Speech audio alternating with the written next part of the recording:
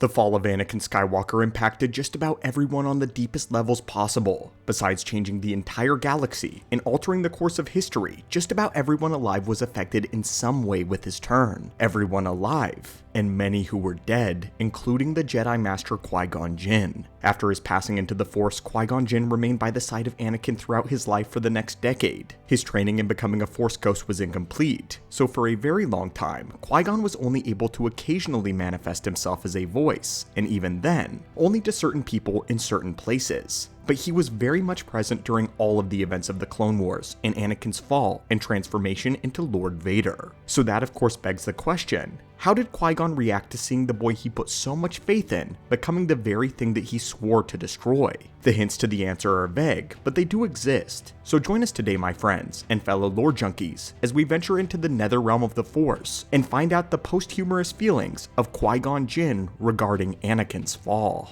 Unfortunately, Qui-Gon never directly spells out his feelings for us regarding the state of Anakin once he becomes Vader, so we're going to have to start from the very beginning and derive the Master's perspective by following his journey as a Force ghost. And there are big moments where Qui-Gon actually does get involved with Anakin. In life, Qui-Gon was convinced beyond a shadow of a doubt that Anakin Skywalker was the chosen one destined to destroy the Sith and to bring balance. He spent so much of his youth studying the holocron of prophecies, and Qui-Gon learned to listen to the will of the living Force. Qui-Gon went where the wind took him. He acted as an agent of the Force's will, and would do so even when he himself did not understand why. This is what made him such a powerful Jedi in tune with the energies around him, and it's also why he was able to pick up the destiny of Anakin. Qui-Gon was questioned constantly by everyone around him, including those who knew him best such as Dooku and Obi-Wan, both of whom were disapproving of Qui-Gon's insistence on taking the slave boy as a Padawan. But Master Qui-Gon was vehement. He knew the signs of the Chosen One. Anakin was born with no father, and had a midichlorian count that exceeded Yoda's despite being only 9. He could see things before they happened, and could participate in racing sports that were typically impossible for all humans. At first, Qui-Gon only theorized about Anakin's potential to be the Chosen One, but it was as if the Force itself decided to confirm it to him by having Maul attack him in the desert. The destiny of the Chosen One was to destroy the Sith and to bring balance, and so for the Sith to make their grand return and for Qui-Gon to experience it personally showed him that the Sith had not been extinct and were rather waiting, dormant. Encountering this Virgins in the Force in Anakin, and then encountering the Sith in just a few days, Qui-Gon saw the threads of destiny converging around him.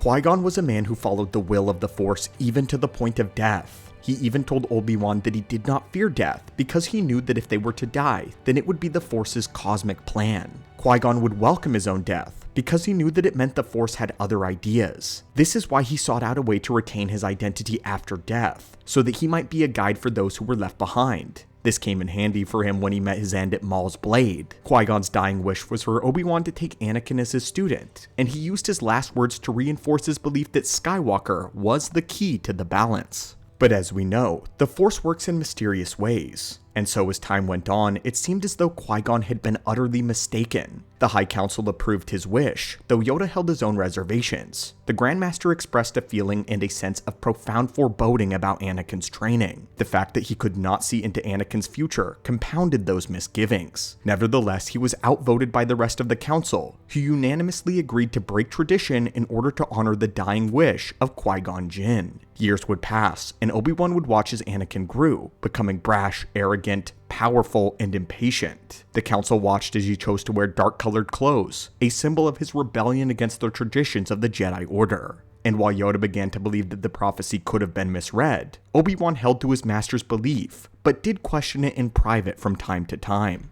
Little did he know that Qui-Gon's spirit remained. He was either unable or uninclined to speak to his old Padawan, likely because he knew Obi-Wan was not ready yet to hear him. Even Yoda himself would not be ready to listen to him until months after the end of the Clone Wars. But there was a time when Yoda would be able to hear the voice of Qui-Gon Jinn in a very unexpected way. While on Tatooine, Anakin tracked his mother Shmi down to the Tusken Raider camp. The Sand People had taken her months prior and were torturing her, testing her resolve, attempting to see how much punishment a human being could take. That way, they would be better informed on how to attack the settlers moving forward. Shmi was a terrible, vile experiment. But the woman astounded the raiders by refusing to die. Being the strong woman that she was, she held out hope that she would one day be able to see her little boy again. That day happened when Anakin entered the holding tent, and she died in his arms. Waves of grief and anguish flooded into the Force with such profound echoes that it reached from the outer rim all the way to the core world of Coruscant. Anakin gave in and began to slaughter every living thing in sight. In the Attack of the Clones novelization, we get a passage which tells us that Qui-Gon Jinn had actually attempted to hold Anakin back. It reads this: Anakin too had heard the voice of Qui-Gon, imploring him to restrain himself, to deny the rage. He hadn't recognized it though, for he was too full of pain and anger. Unable to understand the voice that was speaking to him, Anakin continued to give to the dark side. Qui-Gon screamed to stay his hand from the netherworld of the Force, and while Anakin did not listen, Yoda did.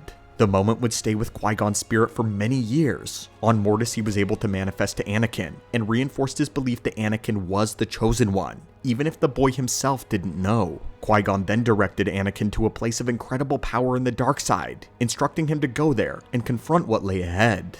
In this instance, he neither condemned Anakin's darkness nor absolved him of it. Rather, Qui-Gon's intention was for Anakin to overcome his fear, to free himself of all that threatened to destroy him. Anakin had asked Qui-Gon whether he should kill the son or leave Mortis, but Master Qui-Gon answered that neither was the path that he should take, but to look deeper, to find another way. Thus, in the true way of facing the dark side, not to embrace it, not to bury it, but to overcome it. Qui-Gon did not see Anakin's mistake on Tatooine as the point of no return. He had wanted Anakin to confront that anger and to deal with it properly. Unfortunately though, Anakin ultimately failed in this task. Not necessarily on Mortis, but in his life in general. He buried his darkness, refused to acknowledge it until he could bear it no longer, and Sidious pushed him to finally embrace it. In the twilight of the Clone Wars, at the Revenge of the Sith, Qui-Gon Jinn's spirit was deathly silent. But when it was all said and done, he communed with Grandmaster Yoda on Polis Mesa.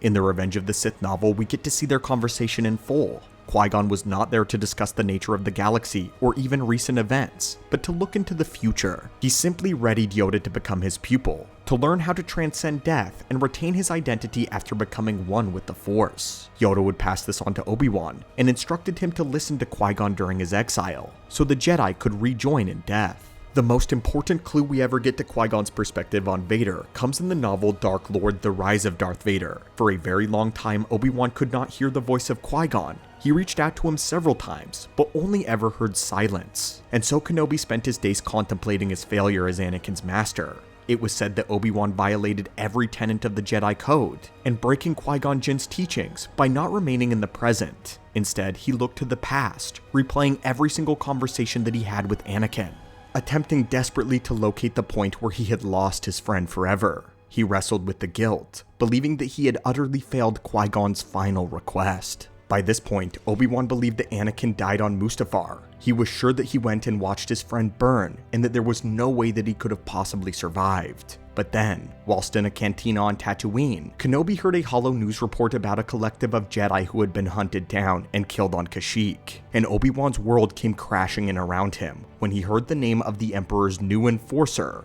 Darth Vader. The news sends Obi-Wan spiraling into a panic attack as he grappled with the realization he was not safe. Luke was not safe. He was struck with fear that one day that he would need to face Vader again. He contemplated whether or not he should warn Lars about Vader and to take Luke away somewhere even more remote. And that's when he finally heard it, the voice of his master calling out to him. Let's now read directly from the novel. He came to an abrupt halt. It was a voice he hadn't heard in years, speaking to him not through his ears, but directly into his thoughts. Qui-Gon, he said. Master.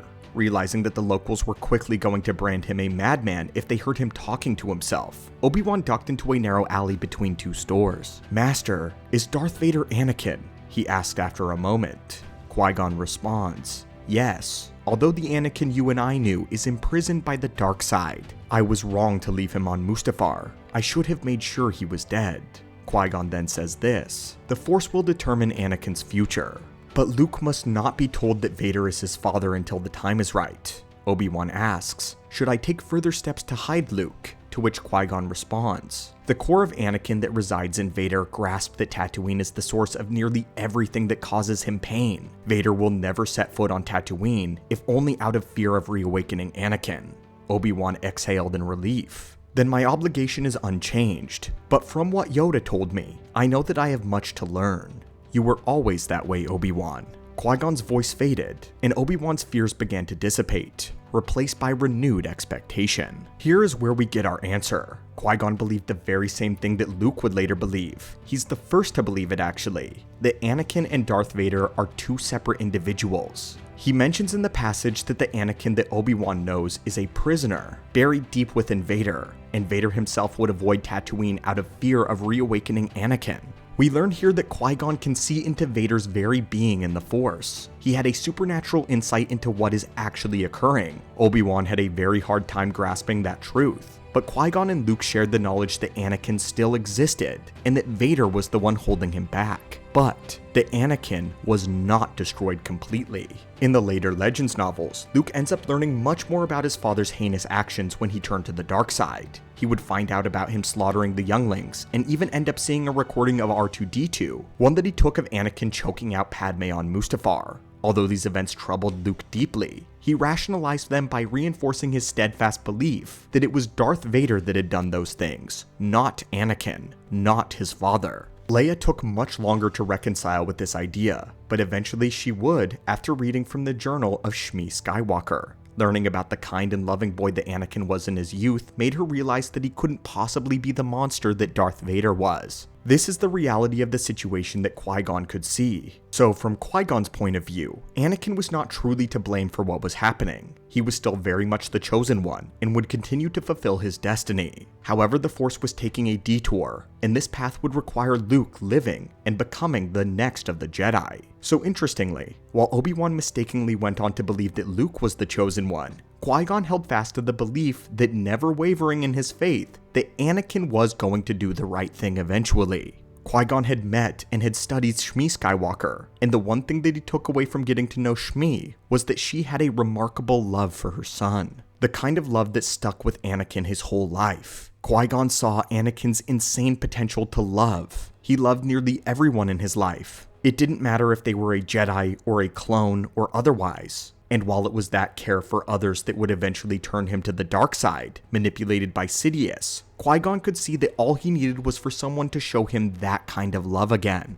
And Qui-Gon believed that that person would be Luke. As Qui-Gon said to Yoda, "Eternal life is the ultimate goal of the Sith, yet they can never achieve it. It comes only by the release of self, not the exaltation of self. It comes through compassion, not greed. Love is the answer to the darkness." And so this is what Qui-Gon thought about Anakin embracing the dark side. In a very optimistic twist of events, he was one of the only people that didn't give up on Anakin. He never lost faith, even in the bleakest of moments. For Qui-Gon knew the will of the Force, the living Force. So tell us, my friends, what do you think of this? If you were in Obi-Wan's position, do you think that you would receive Qui-Gon's perspective and understand it? Or would you disagree? And were you curious if Qui-Gon was ever demoralized by Anakin's embrace? Even though admittedly he didn't understand it, he still trusted the Force, and Qui-Gon was right. But let us know your thoughts down below, fellow lore junkies. And as always, thank you so much for visiting the channel and the archives, and may the Force be with you.